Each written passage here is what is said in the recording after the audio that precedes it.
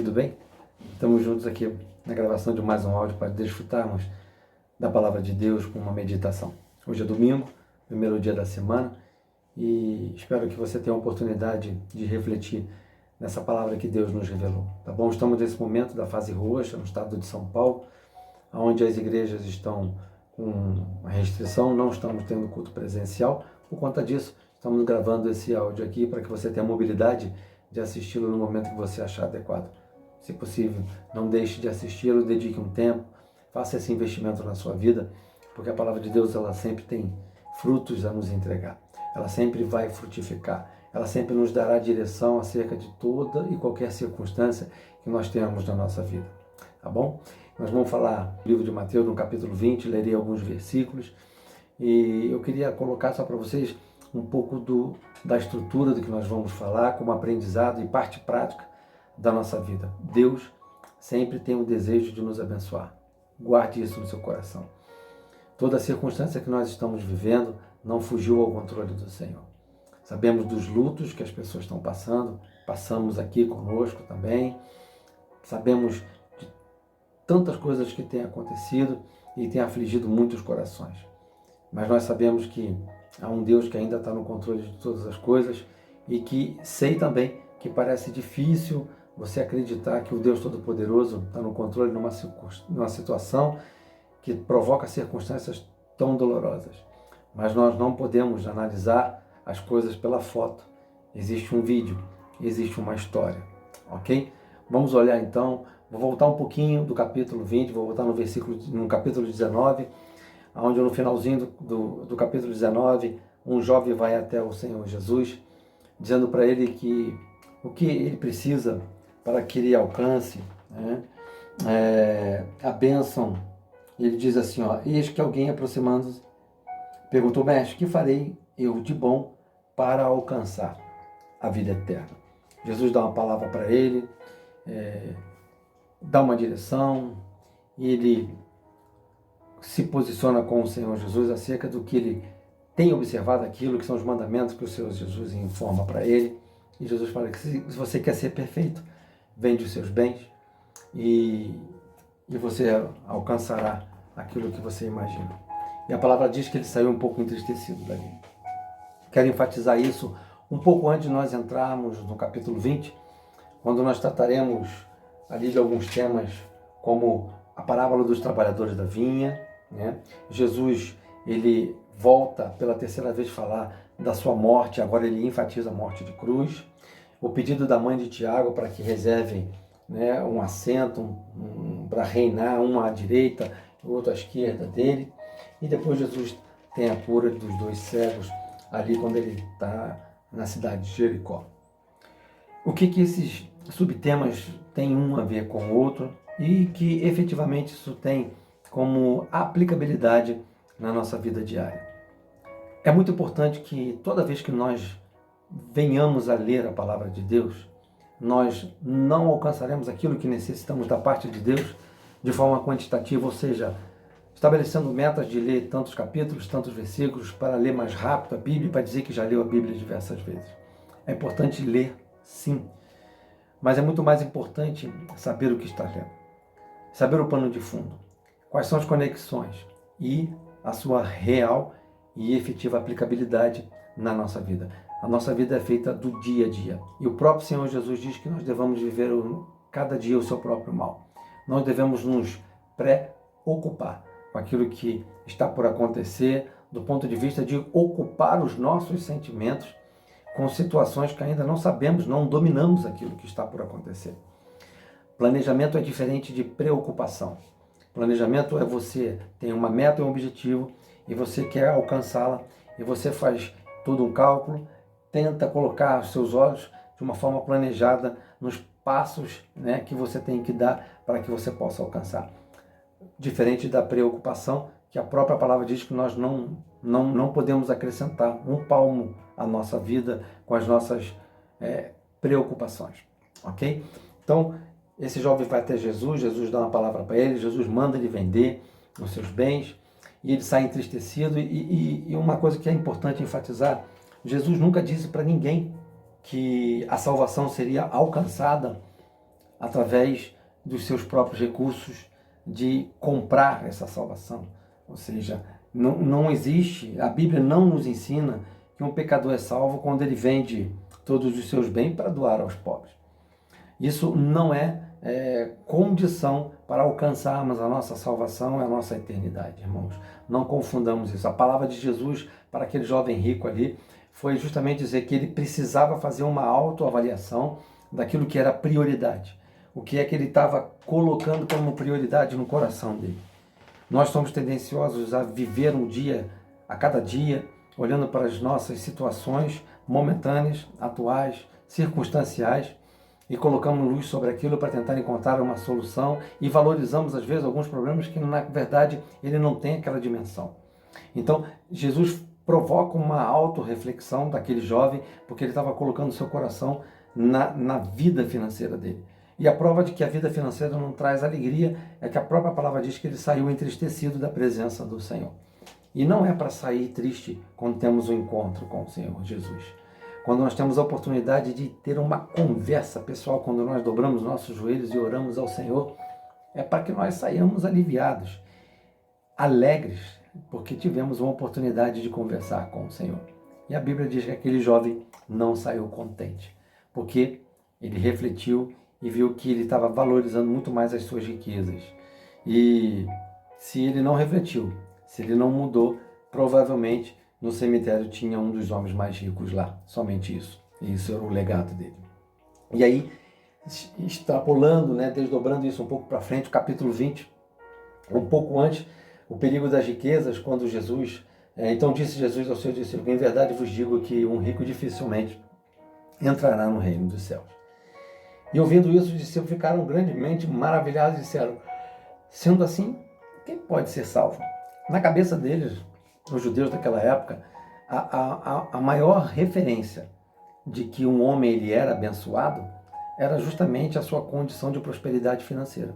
Se um homem que na cabeça e na percepção deles tinha uma prosperidade financeira e essa prosperidade era proveniente da bênção de Deus, se esse não entrasse no céu, quem mais poderia? Porque se o pobre era pobre, é porque não tinha a bênção de Deus. E quem não tinha a bênção de Deus, provavelmente, também não entraria no reino dos céus. Então era uma análise equivocada. E Jesus vem para contrapor, para rachar isso, Até porque Jesus vem com uma proposta de cumprir aquilo que estava na lei, mas também de trazer uma reflexão da liberdade da adoração. Em Deuteronômio, do capítulo 26 ou 28, nós podemos observar ali as condições que Deus coloca para todo o povo de Israel no que se diz respeito a obedecer. Se obedecer, bênção. Se desobedecer, alcançava a maldição. Isso fala da história da humanidade ao longo de todo um processo, até que o Senhor entendeu que chegaria o momento em que a vinda de Jesus traria e nos trouxe uma outra modalidade de entendimento. Houve uma fase, uma era de toda a humanidade, de como Deus os tratou, e aí o grau mais elevado que a gente pode entender no que se diz respeito à obediência é a obediência por amor. Quem obedece levando em consideração uma proposta e de contrapartidas, normalmente são crianças. Se você fizer, você tem bônus. Não fazendo, você vai arcar com o ônus, e dependendo da gravidade, o ônus pode ser maior. E Jesus vem justamente para nos dar essa liberdade. Nele, em Cristo, no amor, nós podemos alcançar todas as coisas. Trazendo todo o processo de que era externo para o interno, da circuncisão para a circuncisão do coração.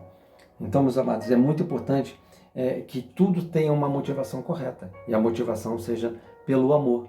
E é isso que Jesus fala, porque Jesus, fitando os olhos nele, depois que eles refletiram nisso, ele fala assim, isto pode ser impossível aos homens, mas para Deus tudo é possível. Então, falou-lhe Pedro. Olha o que um dos seus discípulos, Pedro, com toda a sua intrepidez, um homem que viveu as fortes experiências com o Senhor, olha o que ele diz. Então, lhe falou Pedro: eis que nós tudo deixamos e te seguimos. Que será, pois, de nós? Então Pedro já começa a fazer uma autorreflexão. Será que estava valendo a pena essa jornada com o Senhor Jesus? Será que realmente, depois de ter sido convidado a primeira vez, depois de ter sido reconvidado e ele ter lavado as redes ali, ter deixado os barcos, ele tinha a sociedade com Tiago e João, será que realmente valeu a pena? E nesse momento ele dá essa palavra para o Senhor, depois de ter visto a fala dele com o jovem rico.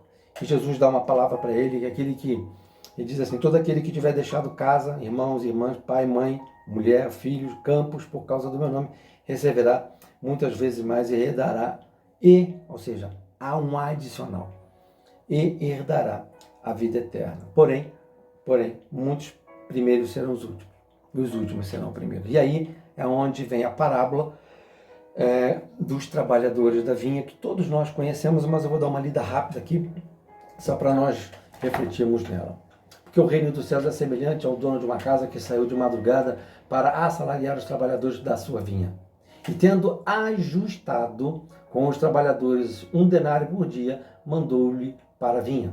Sendo pela 3ª hora, viu na praça outros que estavam desocupados e disse-lhes: ide vós também para a vinha, e vos darei o que for justo. E eles foram. E isso se repete quando ele sai outra vez na hora 6ª. Isso acontece novamente, quando ele vai saindo por volta da hora 10ª, encontrou outros que estavam desocupados e perguntou-lhe: por que estiveste aqui desocupado o dia todo? Responderam-lhe: porque ninguém nos contratou. Então lhes disse: ide também vós para a vinha. E aí, irmão, algo que nós podemos refletir, que o Senhor Jesus traz ali, essa parábola de análise dos trabalhadores da vinha. Percebam que não está tratando aqui, em hipótese alguma, o processo de salvação. O processo de salvação, ninguém é capaz de, por mérito pessoal, de alcançar a salvação. Também não está falando de recompensa, porque cada um vai ter seu galardão no céu, como diz lá, cada um receberá o seu galardão segundo o seu próprio trabalho. O que Jesus traz com essa análise da vinha, dos trabalhadores da vinha, é justamente para enfatizar a nossa atitude no serviço da jornada com o Senhor Jesus. Percebam que ele fala assim, e tendo ajustado com os trabalhadores, ou seja, os primeiros trabalhadores que ele foi convocar, a palavra diz que houve um acordo. Ou seja, esses trabalhadores exigiram que fosse dado uma garantia de que a prestação de serviço deles fosse remunerada. Diferentemente dos outros, que na qual ele saiu na hora 9ª, na hora 6ª, até quase a penúltima hora, faltando 1 hora para terminar o dia, entre 5 e 6 horas da tarde, ele contrata outro, mas esses posteriores, ele diz: eu darei aquilo que é justo. E no momento de remunerar esses homens, o que ele faz? Ele pede que seja remunerado de trás para frente. Os últimos que chegaram receberiam primeiro pelo seu trabalho. E aí, quando ele começa a remunerar essas pessoas, provavelmente aqueles homens que foram contratados de manhã e que acordaram o salário para tal, eles ficaram imaginando: bom, se esse que só trabalhou 1 hora ganhou 1 denário, no mínimo, eu também vou ganhar 12 denários. É a conta que eles estavam fazendo. E, na verdade, isso não acontece. Isso fala, irmãos, isso fala do contexto de nós, do nosso dia a dia. Nós somos propensos a direcionar nossa vida em busca dos nossos direitos recompensadores, porque aqueles homens não concordam, se posicionam com o dono daquela vinha, e fala que não achou justo por eles terem ficado expostos ao sol durante todo o dia e ter recebido igual proporção àquele que só trabalhou 1 hora. E isso fala de nós. Isso fala daquilo que está dentro do nosso mais íntimo. Reclamamos pela remuneração que não é adequada. Precisamos de emprego, a porta se abre, Deus abre uma porta, você é contratado, nós somos contratados. Dizem pra gente quanto que a gente vai ganhar e depois você começa a reclamar para todo mundo que o salário não está bom. Isso não é correto. É o que o Senhor está nos ensinando. Então fala do paralelo que se faz da predisposição do serviço na jornada com Deus e também naquilo que nós estamos testemunhando como embaixadores de Cristo aqui nesta terra. Desejamos ser o primeiro em tudo que a gente quer. E quando ele começa a remunerar de trás para frente, já causa perplexo para aqueles homens que trabalharam, porque eles acordaram. Queremos justiça aos nossos olhos a todo instante. Vivemos uma era que nós temos direito do direito. Achamos que podemos ter direito a tudo, direito inclusive a ser feliz, quando na verdade Não é muito bem isso que a Bíblia nos garante, porque o Senhor disse que nesse mundo nós teríamos aflições, ou seja, o Senhor coloca para a gente uma proposta, um desenho de uma jornada de vida, mas Ele não nos engana, dizendo o seguinte, ó, o pano de fundo, o dia a dia, a vida de vocês vai ser de aflição, mas olha, tem bom ânimo, se fortaleça, busque as alternativas, busque a automotivação na leitura da palavra, na presença com o Senhor, na oração, na comunhão com os santos, busque algo que possa te alegrar, porque os dias são maus, né? Então, irmãos, não tem, né? O dono da vinha é o nosso Pai. Ele é o dono de todas as coisas, Ele é o Todo-Poderoso, não há o que questionar, né? Deus tem os seus métodos de reconhecimento, porém, Ele é justo em seus atos. E olhando tudo isso, aonde nós aplicamos a nossa vida, o que o Senhor quer falar conosco do ponto de vista de ensino, irmãos? Nós não podemos, de forma alguma, reclamar daquilo que nós acordamos quando acordamos no começo. Nós precisamos tomar cuidado que a todo instante nós queremos requerer o nosso direito em tudo, quando na verdade a própria palavra diz, se for para abençoar teu irmão, abra mão do seu direito. Caminhe mais uma milha, dê outra face, entregue a sua capa. O Senhor nos ensina que a convivência na nossa jornada nessa terra é algo de ceder. O casamento não é uma competição, né? A vida corporativa também não é uma competição. Nós não precisamos olhar para as pessoas como se elas fossem os nossos competidores. Nós precisamos olhar para dentro. A palavra Bíblia diz que você quer tirar o cisto que está no olho do seu irmão quando você tem uma trava no seu. Somos propensos a julgar, somos propensos a olhar os defeitos das pessoas, requerer os nossos direitos, queremos ser primeiros em tudo, e é isso que ele está nos ensinando. Ele mostra que os últimos serão os primeiros. Existe uma cronologia, existe um momento profético que nós estamos vivendo e que isso vai acontecer. E nós precisamos ficar atentos no que a palavra tem nos ensinado na nossa posição. E caminhando um pouquinho mais, Jesus prediz a sua morte. Ele enfatiza, ele lembra, só que agora ele fala inclusive da morte de cruz. O Senhor, em nossa jornada, Ele faz e fará sempre menção do seu sacrifício. Fazer isso em memória de mim. Porque é a única forma de nós mantermos vivos. Nós somos tendenciosos ao concreto. Os nossos olhos tendem a querer viver o que nós realmente conseguimos enxergar. Então, investir na nossa vida espiritual de médio e longo prazo requer um posicionamento nosso. Ou precisamos lembrar de que o Senhor Jesus, o Deus Todo-Poderoso, desceu, se tornou carne, habitou entre nós, foi moído, foi para a cruz e ao terceiro dia ele ressuscitou. Ele é o Todo-Poderoso, irmão. Então ele está no controle de todas as coisas, nada vai mudar. Então ele vem, o jovem rico, pede uma posição, ele dá uma palavra, ele sai entristecido. Aí os discípulos olham aquela tristeza e falam assim, mas se o rico não vai entrar no céu, quanto mais os pobres. E nós, que largamos tudo para viver com o Senhor, e o Senhor dá uma palavra para eles. E aí aproveita, traz essa parábola para quê? Para gerar uma autoavaliação da motivação do coração. Por que nós caminhamos com o Senhor, irmãos? É porque a gente quer a bênção? Por que realmente nós estamos na casa do Senhor quando tem oportunidade? E nesse momento estamos assistindo esse vídeo aqui. Nós precisamos ter a convicção do nosso coração, da proposta real e genuína de que caminhar com o Senhor é uma jornada sem volta. Sem volta do ponto de vista porque nós estamos convictos. O Senhor é o nosso pastor e nada vai faltar. As situações, podemos passar pelo vale da sombra da morte, mas não vamos temer mal algum, porque o Senhor, Ele está conosco. A cada dia nós fortalecemos a nossa fé em oração e verbalizar o quanto nós amamos, verbalizar a palavra para que ela se solidifique, para que ela nos dê base segura, para que nós busquemos automotivação para continuar, como Jesus disse, sede forte, porque eu sou contigo.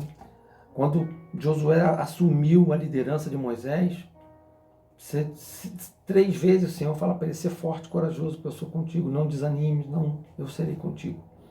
E aí nesse pano de fundo, depois dele enfatizar a morte dele, aí vem Salomé, que é a mãe de Tiago, mãe de João, e pede ali que Jesus dê um trono, uma à direita e à sua esquerda. Aquilo provoca uma certa discórdia entre os discípulos, ou seja, mostra o que, irmãos? Nesse contexto desse capítulo, olha só, Deus falando que existe uma responsabilidade pessoal nossa de avaliar o nosso coração, como é que nós estamos servindo ao próprio Senhor e servindo aonde Deus nos colocou para servir, né? Como nós estamos nos posicionando, lembrando de que o nosso Senhor, Ele morreu, existe um ato de amor maior para permear a nossa jornada. E aí ele fala de Salomé que pede algo que é totalmente incompatível, e o próprio Senhor diz, vocês não sabem nem o que estão pedindo, vocês não sabem o que vocês pediram. Vocês não podem beber o cálice que eu vou beber. Vocês não sabem o que vocês estão pedindo, não cabe a mim, inclusive. Então, assim, mostra para nós que às vezes, na nossa jornada, fazendo menção da morte do Senhor, trazendo à memória aquilo que nos dá esperança para continuar, nós somos tendenciosos, em nossa oração, pedir coisa que é incompatível para o contexto e o momento. O que nós temos que pedir nesse momento que nós estamos passando pandêmica, onde tem tanta gente morrendo, irmão? Nós precisamos clamar pela bênção do Senhor. Irmãos, tem mais coisa para falar, mas já está com 21 minutos, eu não quero tomar o tempo dos irmãos. Vamos fechar aqui com a cura dos 2 cegos de Jericó. A falta de visão é algo que incomoda a Deus. Há da parte de Deus um desejo de que tenhamos visão plena. E não é só a visão física, é uma visão espiritual. Então Jesus fala para os discípulos dele, olha, vocês precisam se posicionar quanto ao serviço. Vocês precisam entender como que vocês vão se posicionar. Vocês vão requerer seus direitos a todo instante. Embora vocês venham a requerer, eu digo que quem deixou pai e mãe, vocês vão receber 100 vezes mais nessa terra e no porvir. Mas lembre-se que eu, por amor, vim para vocês. Eu tinha um propósito real e genuíno para estar aqui, porque eu vos amei. Eu sempre soube por que eu vim. Por isso que eu me sustentei. Mesmo trabalhando com prego, com martelo e madeira, aquilo que me levaria ao sofrimento pleno e total, eu exerci a função de um marceneiro para todo dia me lembrar do meu propósito. E em meu contexto, o Senhor nos ensina que nós devemos tomar cuidado com o que nós pedimos. E além de tudo, o Senhor quer nos mostrar que é importante que nós ampliemos a nossa visão. Por isso que Ele cura quando Ele está saindo de Jericó. Alguns estudiosos dizem que Ele curou um quando Ele entrou em Jericó e que Ele curou o outro na saída de Jericó. O Senhor quer que nós tenhamos um ciclo de vida na entrada e na saída da nossa jornada nessa terra com uma visão plena, e essa visão vem do Senhor. Por isso que Ele cura. Então, essa sequência do capítulo 20, com o finalzinho do 19, ela está conectada como um ensino, posicionamento de coração, o que eu quero, quais são os propósitos que eu tenho para a minha vida, na minha jornada, que tipo de serviço eu estou dando ao Senhor e ao meu próximo. Eu preciso lembrar que Jesus veio, morreu por mim. Eu preciso saber o que eu estou pedindo, se está incompatível com o momento. Há momentos que eu só preciso clamar pelos outros, não por mim. E nesse processo, eu preciso pedir ao Senhor. Aí sim, eu preciso pedir, não aquilo que eu pedi errado, como foi Salomé que pediu para o Tiago e João para que desse o trono para ambos na eternidade. Mas agora eu vou pedir ao Senhor visão. Senhor, dá-me visão. E Jesus chega para aqueles dois, sabe o que vocês querem? Isso significa que o Senhor, mesmo sabendo da condição de cego que eles eram, o Senhor nos outorga, o Senhor nos dá liberdade de exercício, inclusive no momento que Ele quer nos abençoar. O que você quer?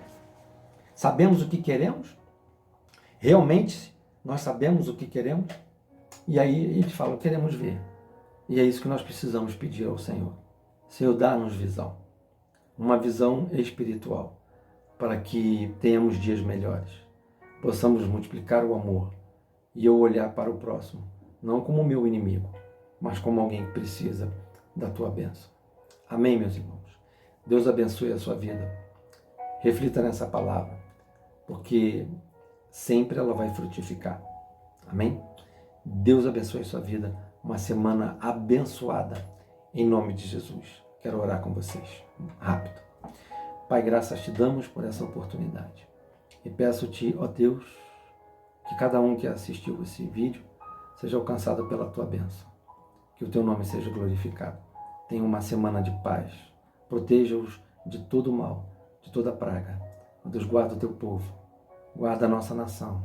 Abençoe as nações e todo o povo de Israel. Abençoe o Brasil, as famílias. Abençoe o estado de São Paulo. Abençoe a cidade de Marília. Abençoe todas as famílias da nossa nação. Consagramos a Ti o nosso Brasil, esses homens maus, essas mulheres más. Sabemos que o Espírito Santo de Deus pode converter esses corações para que tenhamos um país, segundo a Tua boa vontade, com valores éticos da Tua palavra. Muito obrigado. Nós oramos em nome de Jesus. Amém. Deus abençoe a sua vida. Em nome de Jesus. Um abraço.